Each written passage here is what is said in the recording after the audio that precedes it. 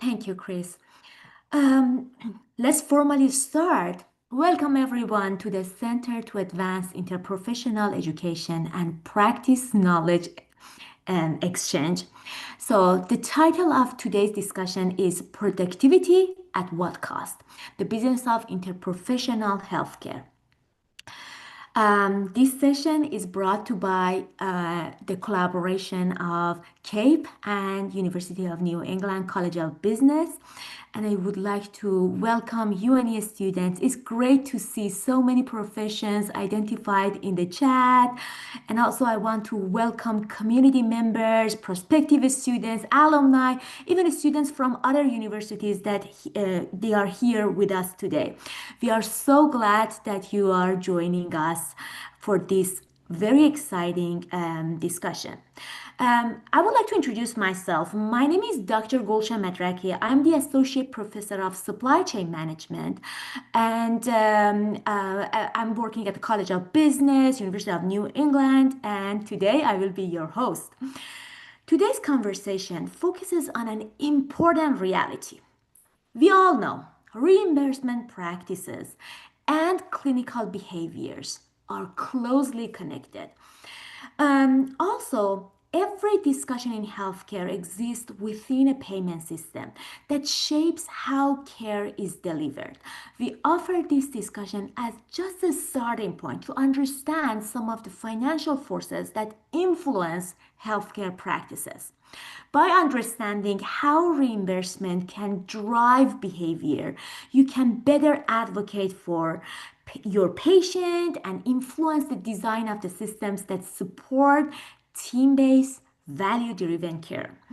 Through this series, CAPE and the College of Business invite you to explore how clinical and financial outcomes intersect because your future in healthcare depends on practitioners and financial leaders who understand both.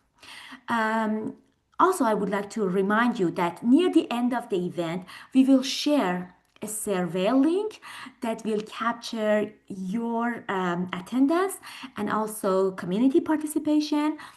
Please let us know how we did in this discussion. Thank you.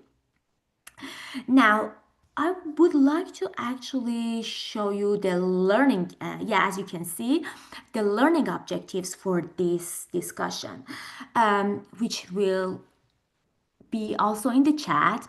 So by listening to this discussion, you probably learn about the 3 bullet points that we have here, and hopefully I'm not going to read this, so please just quickly go over them and keep them in mind while you are actually listening to this discussion.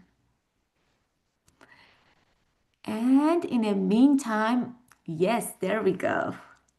Let's introduce our amazing panelists. I would like to ask our panelists to introduce themselves briefly, starting with Dr. DeFeo.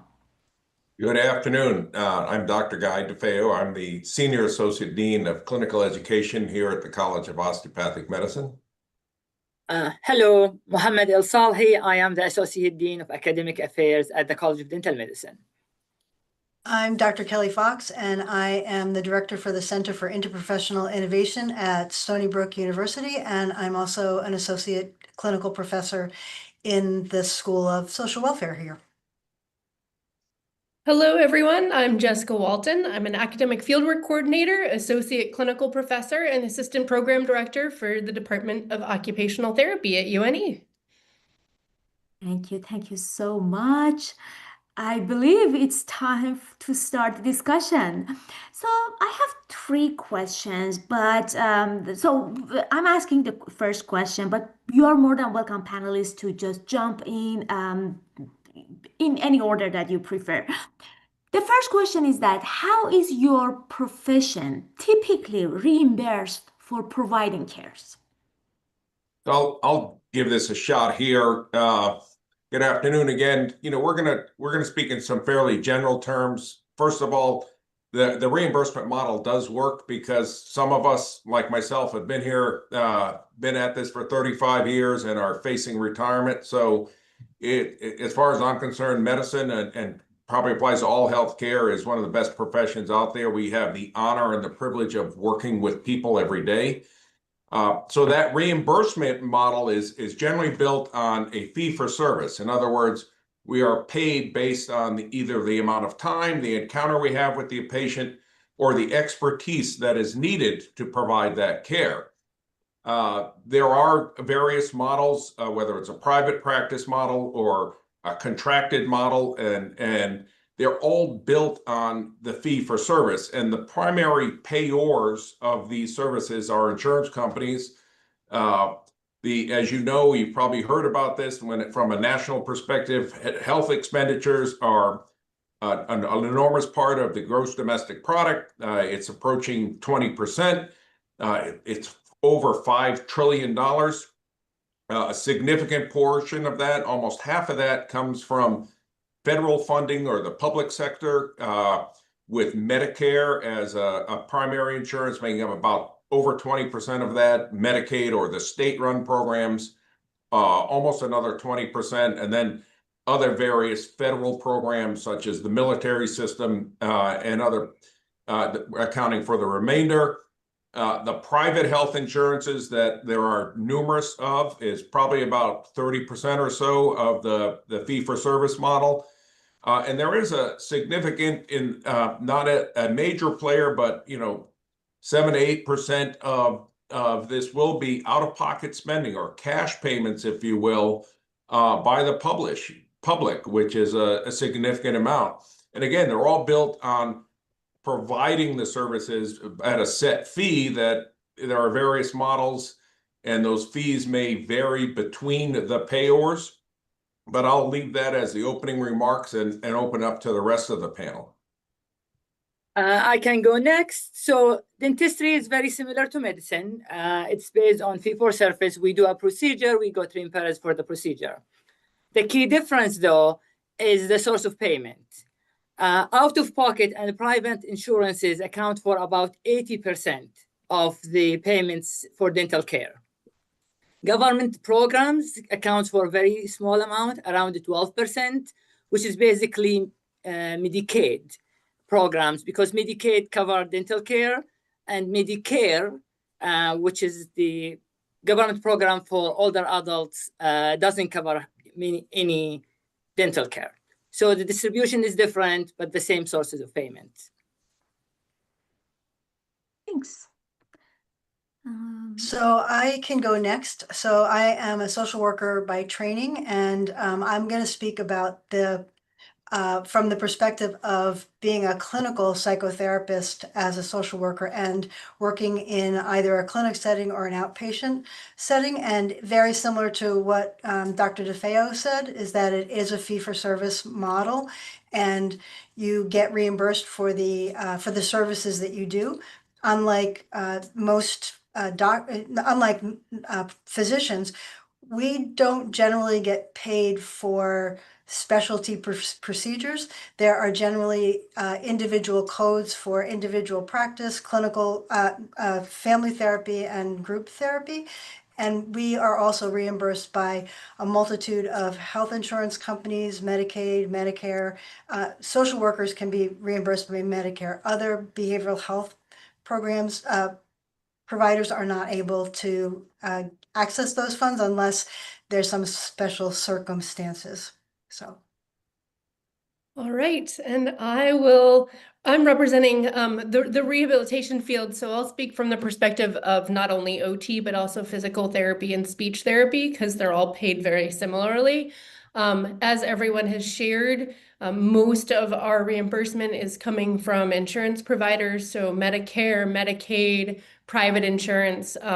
In the therapy world, there's oftentimes some workers' compensation reimbursement that's provided. And then we are starting to see a shift towards these private pay models. So clinics are transitioning to private pay only to maximize reimbursement, but also allowed for more individualized patient care. So our payment models, they differ based on the setting that therapists are practicing in. So in more of your outpatient settings, you are going to see that fee-for-service model, so payment based on the services that you're providing.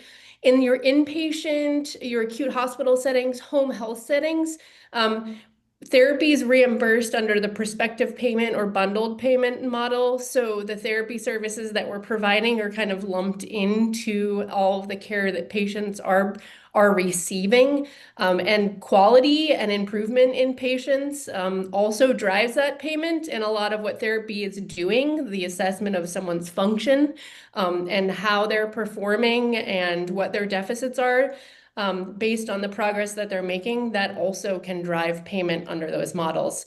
Therapists also practice in school settings, and the school-based therapies that kids are receiving are usually funded through Medicaid, but there's also some federal funding that comes into play there as well. Yeah, just to pick up on that, Jess, I think, social workers are also in hospital settings and as well as in schools. And depending on how the schools has hired them, they can be paid by the school district, they can be paid by insurance, they can be paid by Medicaid, or they can be paid through government funds. So I think that, again, there's that variety. And of course, there are different kinds of programs that social workers are also part of. So something like an assertive community treatment team is a team that is paid through bundled services, not individually. So I think that, but in general, when we're talking about outpatient work in a clinic or a private practice, it is definitely that fee for service. Great. Thank you. Thank you so much.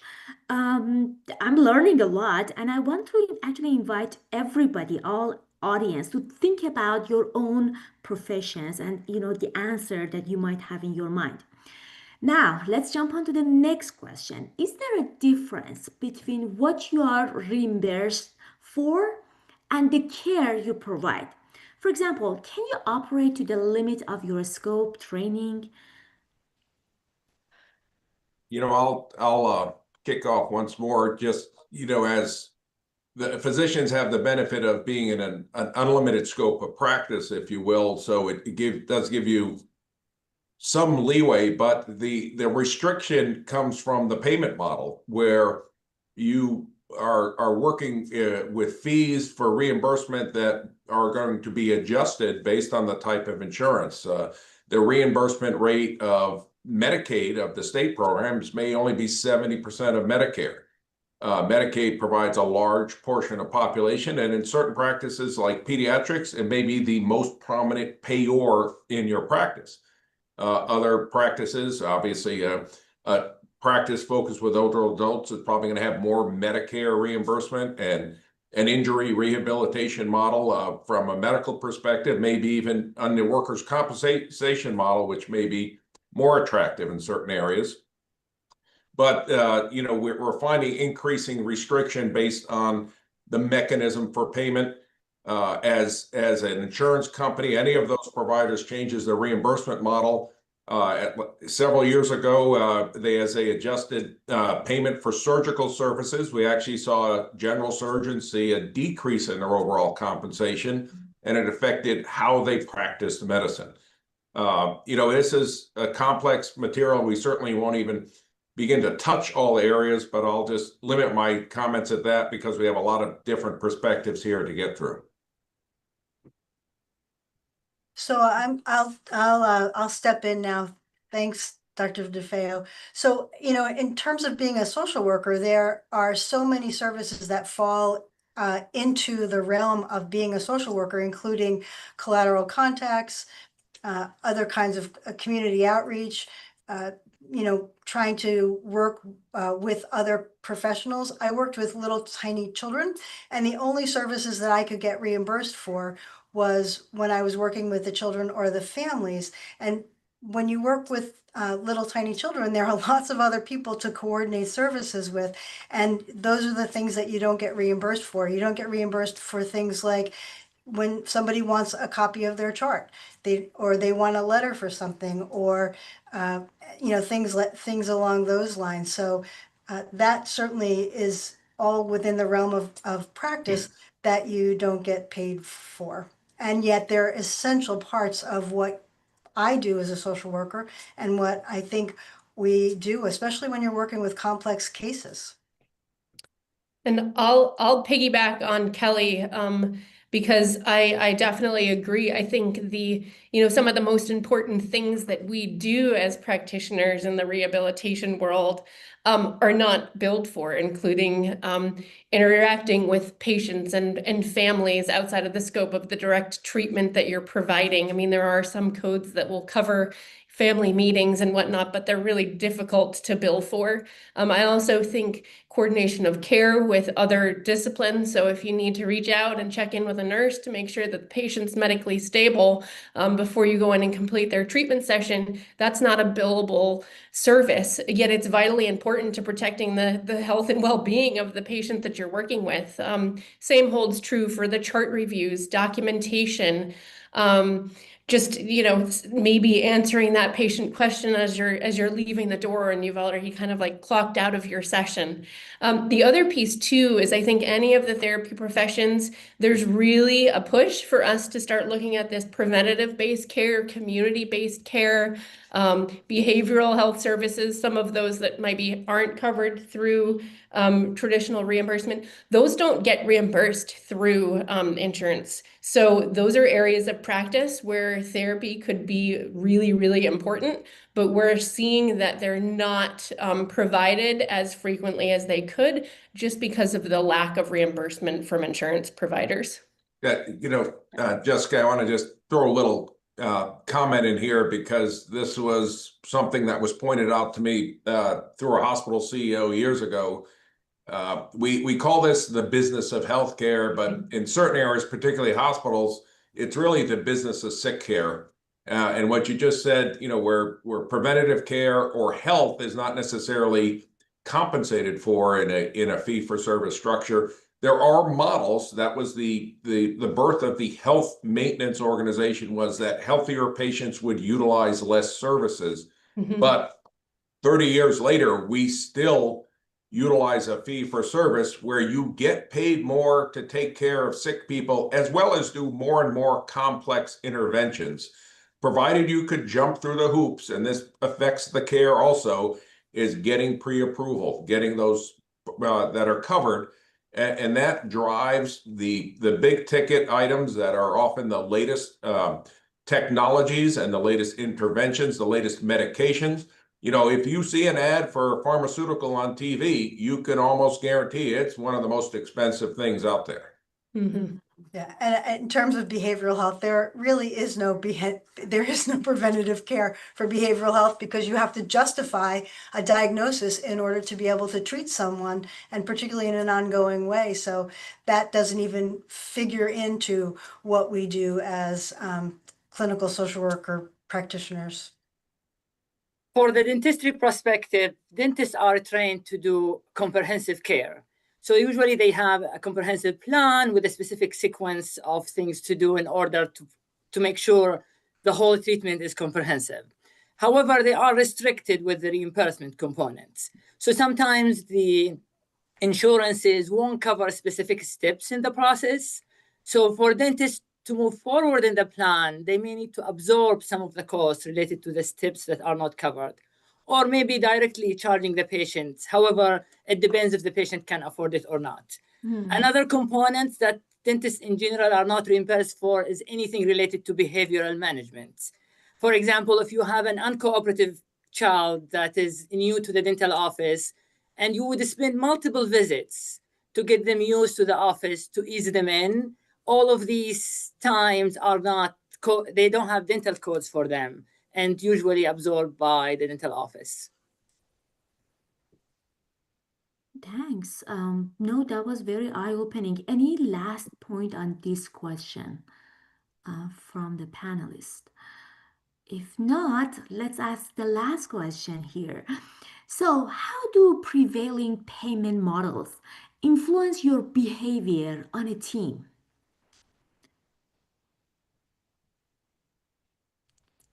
I can start with this one. Sure. So the fee-for-service model create an incentive for productivity.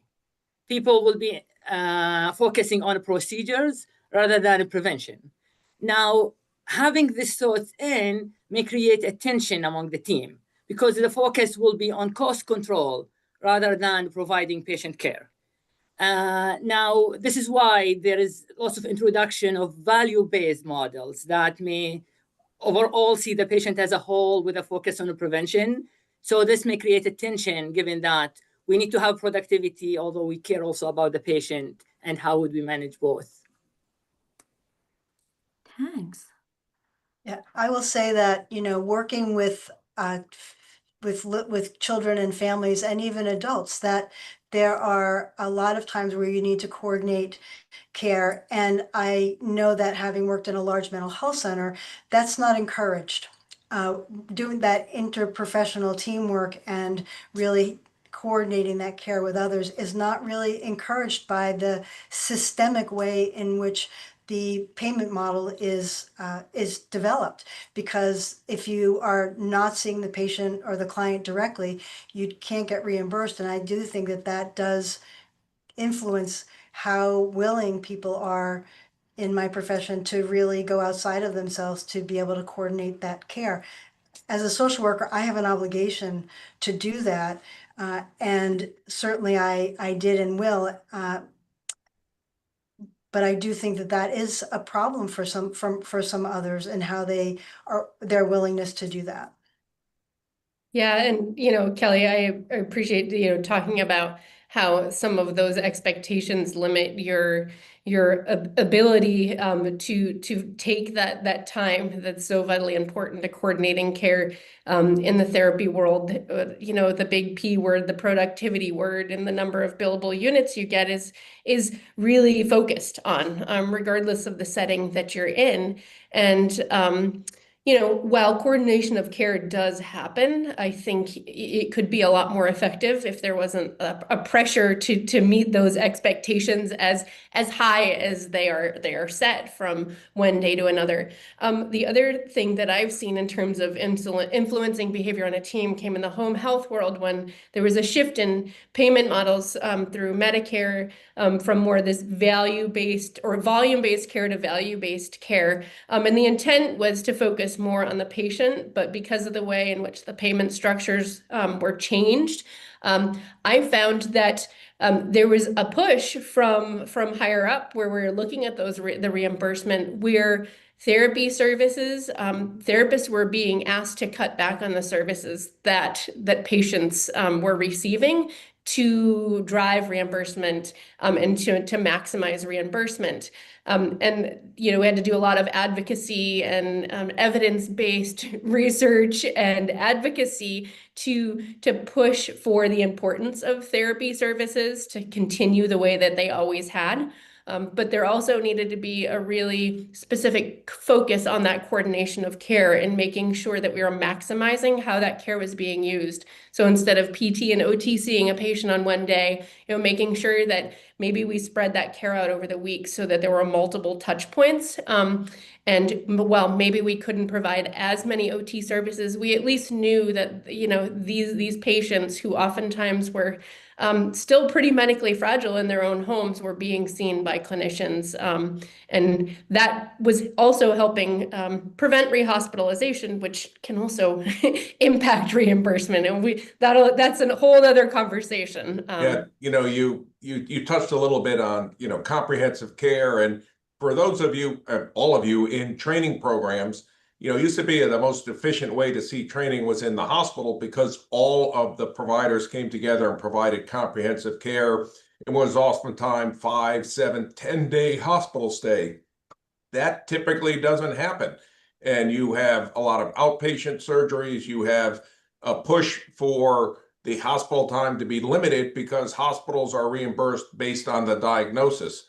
So if someone's in with a heart attack, they get the same amount of money, whether it's 2 days or 12 days. And yet you could do all those other services there and have cardiac rehab there and have PT work with strengthening and have every provider in there in the most efficient way for the patient.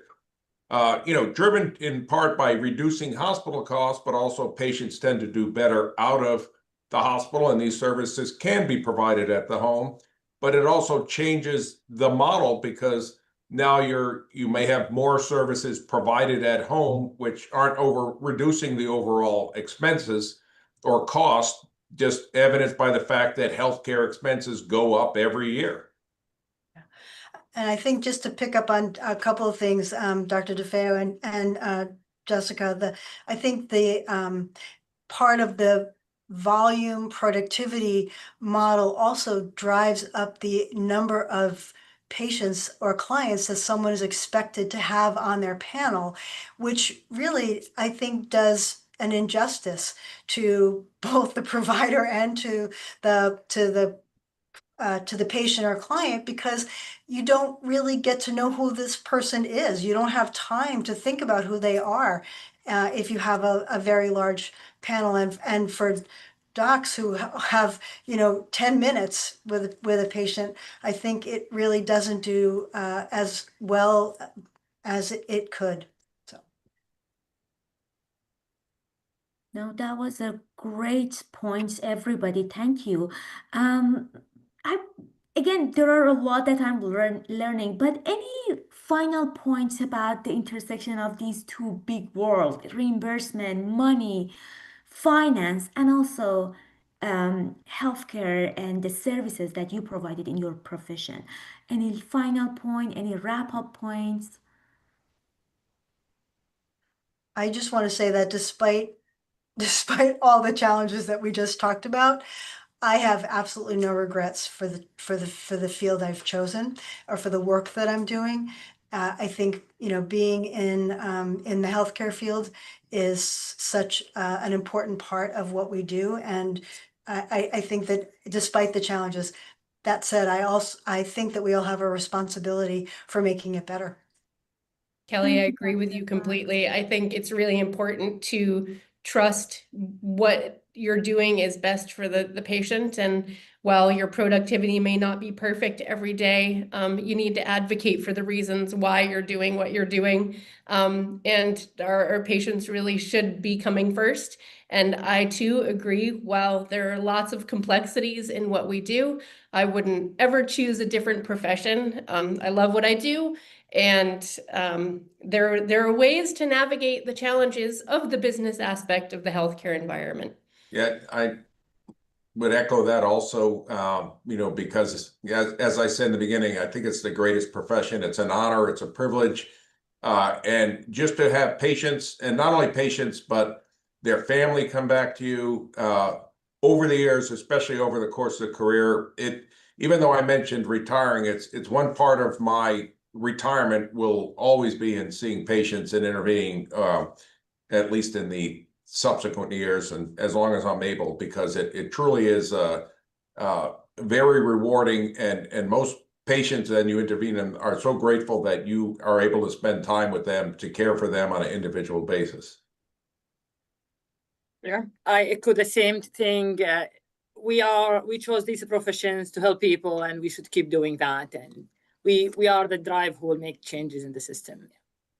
Oh, that was a great wrap up. Thank you for these positive notes. And I can say, on behalf of the patient community, I would like to thank all of you for choosing this hard profession, but very meaningful, very impactful. Thank you. Thank you.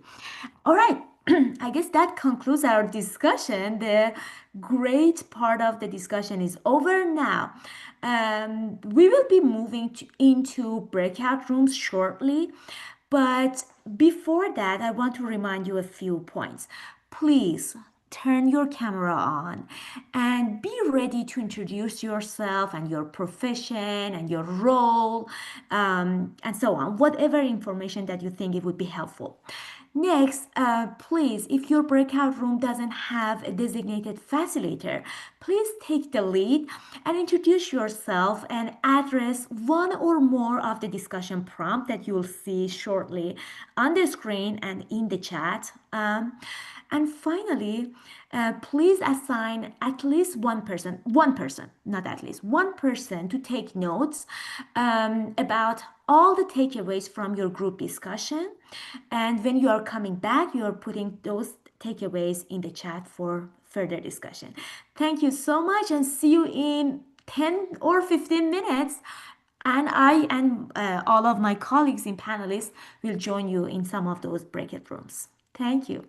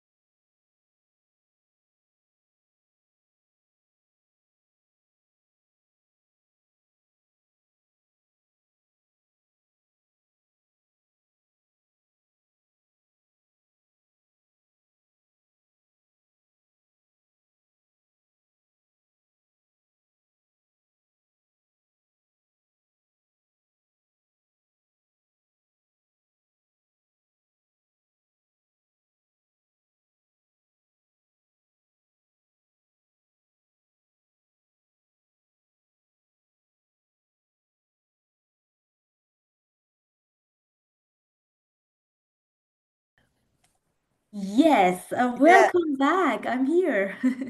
excellent. Thank you. Go ahead.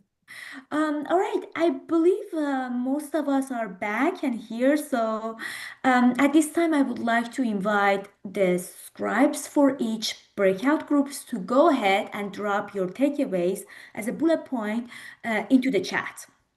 Also, in the meantime, I would like to ask our panelists, because I know that many of us join breakout rooms, I would like to ask our panelists to share a bit about your group discussion. What was your takeaways or any interesting point you got from your discussion? Please go ahead and share with us. Well, I think an overwhelming theme in our discussion group was the importance of ongoing advocacy, but also taking an interprofessional approach to that advocacy.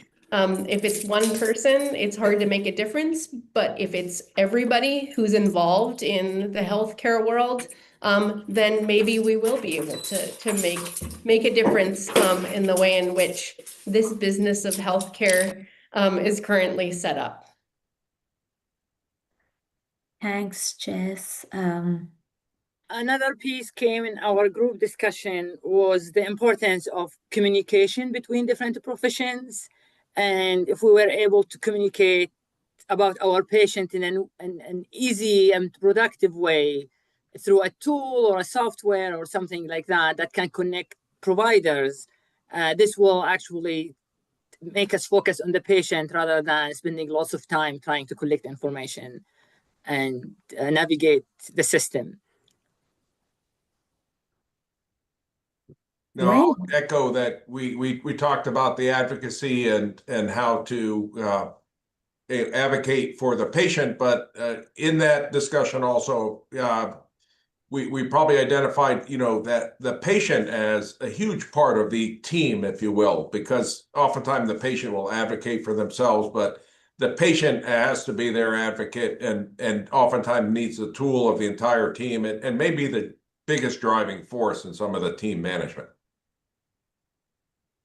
Yeah, I think, in our group, we talked about, I think there was some acknowledgement of having, I wouldn't say shock, but sort of this sort of looking at things from this frame brings up a whole different perspective on how we deliver care, why some professionals may not be able to take patients or clients, and why patients or clients might be resistant to some referrals, and also talked about the efficiency that it really is if you're working as part of a team, and yet our healthcare system doesn't necessarily have a mechanism for that in many settings. If there's anybody from room 16 who wants to add to that, I'd be delighted. And I believe we might have also a couple more minutes for maybe question and answer. So if you want, unmute yourself or maybe drop the question in the chat. I will read that question for everybody, for the panelists. If you have any question or if you have any points you want to address from your group discussion, go ahead. You're more than welcome to unmute or put the question in the chat. We have a couple more minutes. I'm certainly seeing communication as a theme in the chat, the importance of communicating with the patients and helping the patients make the best decision, despite maybe the pressures of payment. And also looking for leadership that has experience on the front line as a healthcare provider. I guess implying that sometimes leadership is far away from clinical care and may not understand the pressures.